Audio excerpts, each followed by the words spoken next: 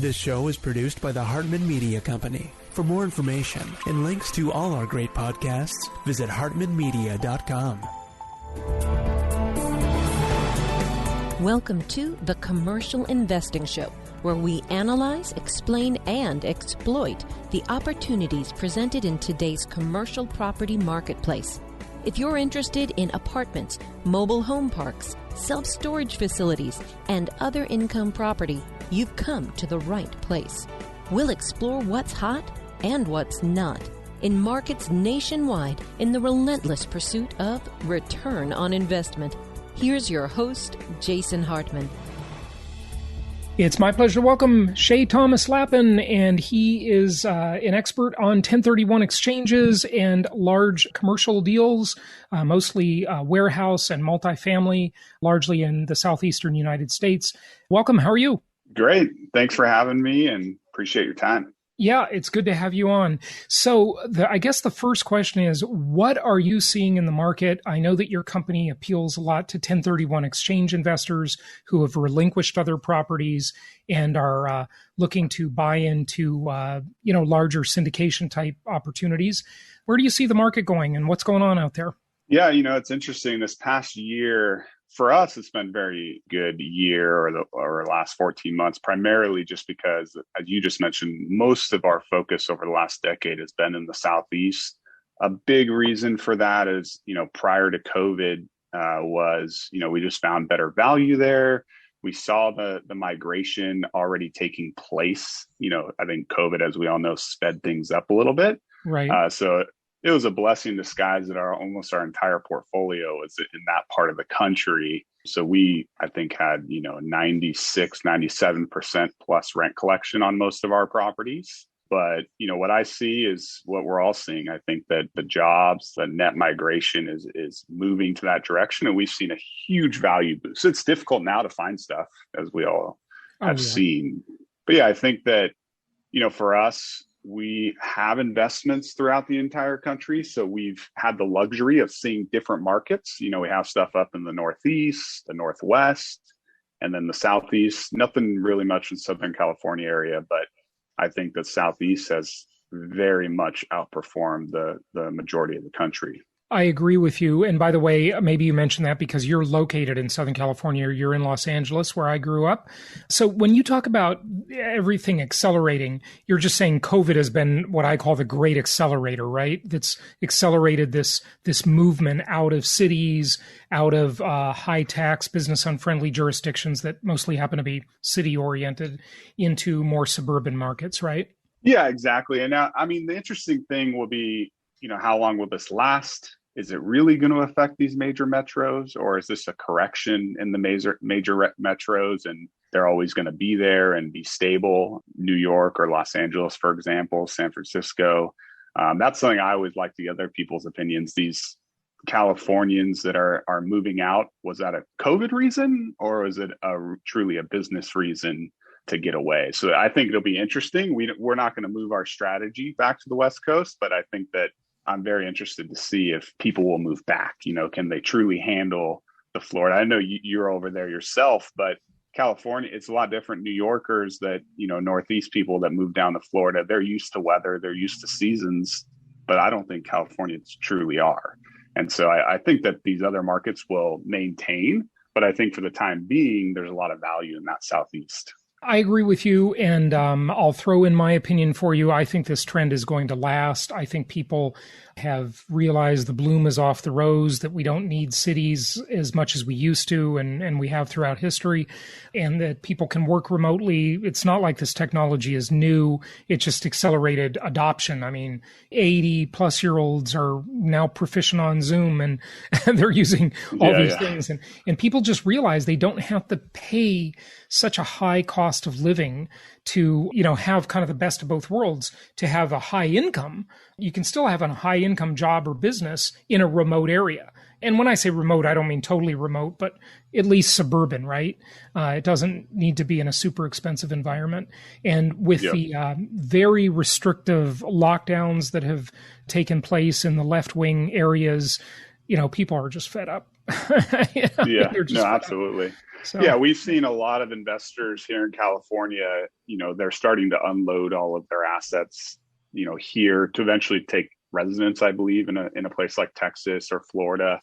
And where we've come in and really survived and, exponentially, we had our best year ever in the last 10, 15 years during 2020 was because it's very hard for, especially retirees, to buy an asset on the East Coast when they've never lived there, although they want to move there in the next year or two. Our structure and our syndications, that's, we're managing those assets. So it allows those investors to get out, start unloading their portfolio and slowly transition. So that's kind of where what's your typical deal size in terms of money? We really truly are all over the place, but typically we like to be from the couple million to $20 million. The reason I say that is as a syndicator, God forbid there's an issue, we can step in and help that size of a deal versus $100 million deal or a $200 million deal, but we have been involved in those sizes.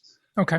And what's your typical investor investing with you? Like what's their average bite they're taking of a deal? Yeah, so our average probably 1031 exchange investor, because we can take cash into the DST. So there are a lot of investors that, want to allocate. And the DST, by the way, is a Delaware Statutory Trust. I've got a question about that for you afterwards, but go ahead. But yeah, our structure, our entity structure is the DST, which we'll jump into in a second. But we can take 1031 exchange funds into that structure or cash investors. The average cash investor is probably 50 to 100 grand. And then the 1031 is probably 3 to 500,000 range chunks. But, we have our outliers, of multi-million dollar exchanges as well. Sure. Okay.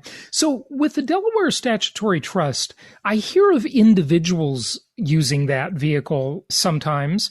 And I'm just wondering if you know about that, if there's some difference when an individual uses it on a small scale versus what you're doing with it. And maybe you can just kind of, talk about that. Like you talked to me off air for a moment before we started about how the law changed and just maybe give us a little history there. I'll be honest, I haven't met someone who uses it for real estate specifically. Like a lot of mutual funds have that charter, but I would assume potentially, and this is the same reason why we use it, is maybe if someone utilizes a DST for the property they're buying, it gives them the flexibility in the future to maybe sell off some of their shares to people, but not disrupt their investment and cause a capital event. They can then 1031 exchange those shares out.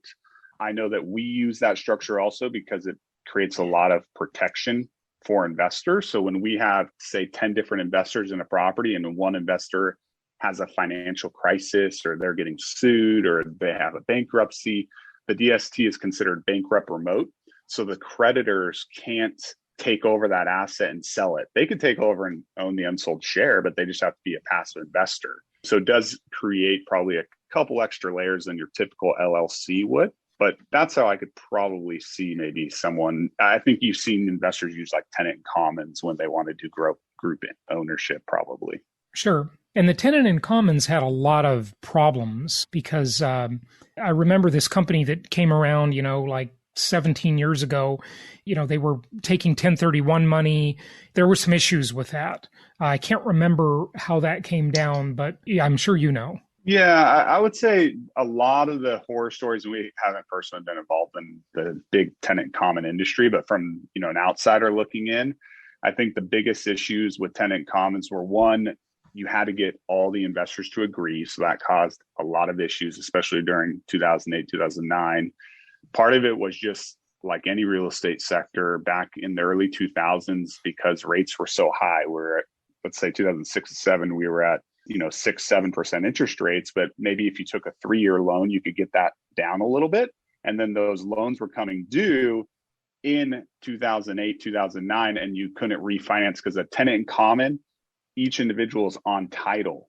Where on a DST, it's the institutional, it's our firm that is running the asset. So if we had to refinance a property, they would be underwriting us, not the underlying investors. So during the crisis, no lender wanted to deal with these individual investors. So a lot of them went south because of that. It wasn't the tenant common wrapper. It was the sponsor being too aggressive on their approach. On their promotion of it, right? Yeah. Correct. Yeah. Okay, good. Basically, when someone invests in a syndication type of deal, a pooled money asset, which, by the way, as I told you before, our listeners aren't super keen on that, but, and we still appreciate having you on, they can basically buy a share in an LLC. They can do a tenant in common deal, or a TIC as they're known, TIC, or they can do the DST, your structure, the Delaware Statutory Trust. Now, or they can do a REIT or, buy stock. I mean, there are other things too, but we're sort of talking about the real estate genre here. Why did you go with your particular structure? Well, I think that our structure, it has a protection from a 1031 perspective. Again, if you do a cash investment in, not that it's bad, but if you do it into an LLC, a REIT, all these different fund structures that you see on crowdfunding sites, when there's a liquidity event, so when they complete that business plan with that property and they sell the asset, the investors are going to have a capital gain at that point in time. Where the DST, when we complete our business plan and we sell an asset, 5 years later, 3 years later, or whatever it is, our investors now have the option to do a 1031 exchange and defer and keep building that wealth. Now they can tax out. They're not stuck in our structure. Right. And so that's, I think, why in the last 20 years, the DST has really, taken off. And it existed in the early 2000s. It just, the tenant in common, as you mentioned, a lot of the institutions were focused on that structure. Right. Give us your sense of where the rental market is going. About 10 years ago, 11 years ago now, I was very commonly saying that the demographics coming at the rental housing market over the next 10 years are phenomenal. And I have now renewed that prediction for the next 10 years because I think it's maybe even more true than it was then because the student loan debt has grown so much and many other factors. What do you think? I mean, I'm sure you're bullish because you invest in that, but just give us your thoughts. Yeah, it's very interesting. We started hearing on the institutional side, we work with a lot of large investment firms and do a lot of joint ventures. And probably about 5 or 7 years ago is when we started hearing the big players start to look at opening maybe a single family REIT or some sort of fund where the pension funds would be investing, the insurance companies, all your big players. Fast forward today, I mean, you're seeing every major institution look at going and getting in the single family market. The Class A multifamily, I think, is really frothy. It's tough to get that type of renter because if you're going to spend, $4,000 or $5,000+, probably want to have a yard in your own private, especially in COVID days where you're going to be there a lot longer, your own private area to live and work. So we've seen that industry boom, although we haven't jumped into the single family. To be honest, we've looked at it for last year and it's very hard for us to find stuff because that's even getting expensive. You're competing now with the institutional buyers, which before it was all mom and pops. Sure. But where does that lead us? Is America becoming a renter nation, rather than a homeowner nation, for example? Or, just do you have any thoughts on that? Yeah, I think it's becoming a little unaffordable for people to own now. You also have a ginormous demographic that may not want to own. The millennials, they're on the move, They want to move every 2 or 3 years. It's all about, new gratifications and getting the next best thing or taking the next best job. I think the average person back, 50 years ago, you would stay at the same company for 30 years and get your pension and retire. Right. Now people are jumping ship every 2 to 5 years and having to move. So I think that, yes, we are going to see more and more demand for rentals, and it's going to be more and more unaffordable. Even the affordable places, Florida, Texas, that used to be the affordable place where you go buy a brand new house for $300,000, those are doubling in price, overnight. Yeah, I agree. I think what we're seeing is kind of a flattening of America where all of that high-end knowledge and skill, the highly educated sort of creative class people used to live in just a sprinkling of several cities. Now they're flattening out, just moving around the country. And they're sort of flattening out the prices to some extent too. They're pushing up prices in a lot of markets, and then prices in places like New York, San Francisco are in trouble. Now, granted, you don't always see that directly because the market in general is so hot that there's that phenomenon of the rising tide just sort of lifting all the ships. But it's definitely leveling, right? And I'm not saying it's going to be the same price in San Francisco as it is in Memphis, but it's more even than it probably ever has been. I'll put it that way. It's moving closer in divergent directions, right? If that makes sense. No, absolutely. I mean, we have a lot of people in our community here in Southern California that are moving to places like Idaho. And I was actually, for a friend, he was looking at a house and he's showing me, and I was looking at it, and they literally, the price points have doubled within the last 16 months. Like, you look at what the previous owner bought it for, and now they're selling it off to the Californians. Right. And it's pretty amazing. That's the kind of stuff. The only thing to remember about that, though, I just want to give a word of caution on that. That house may have been improved and fixed up. Right. So, that's what the comps don't tell you, is that, someone may have come along, bought the house at that, half price, as you say, put $100,000 into fixing it up. And, now maybe it is selling for double, but it's really not double when you back out the improvements. Just to want to point that out. Yeah, no, absolutely. And I think that's where, as individual investors, myself, as I mentioned, I invest, into single family houses. And that's really where you're going to gain your value, because we're going to overpay for anything we're buying today, technically speaking. But it's about, when I look at a house and I want to buy something where I don't have to put in hundreds of thousands of dollars, but I can go in and do cosmetic work and do a facelift on the exterior. And then you can turn around and get that, 30+% bump potentially. Right. Sure. Good stuff. Just share with us any other thoughts or insights you have on, anything, the economy, the market, any segment of the market, whatever. We didn't talk about warehouses at all, and I know you do that. So whatever you want to share. Yeah. I mean, at the end of the day, for our strategy, we've always been big.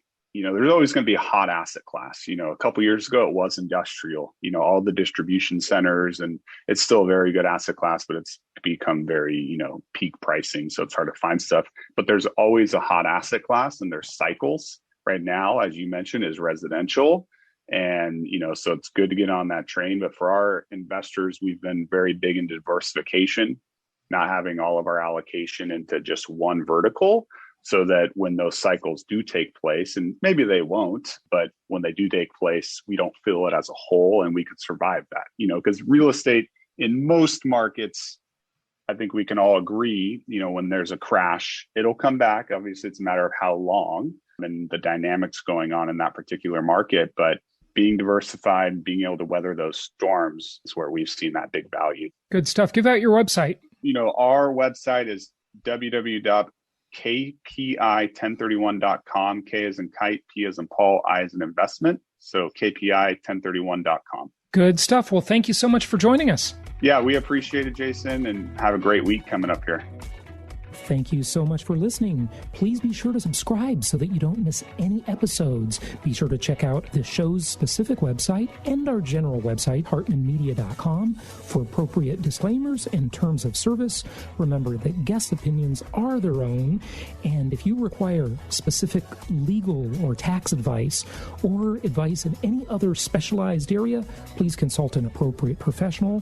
And we also very much appreciate you reviewing the show. Please go to iTunes or Stitcher Radio or whatever platform you're using and write a review for the show. We would very much appreciate that. And be sure to make it official and subscribe so you do not miss any episodes. We look forward to seeing you on the next episode.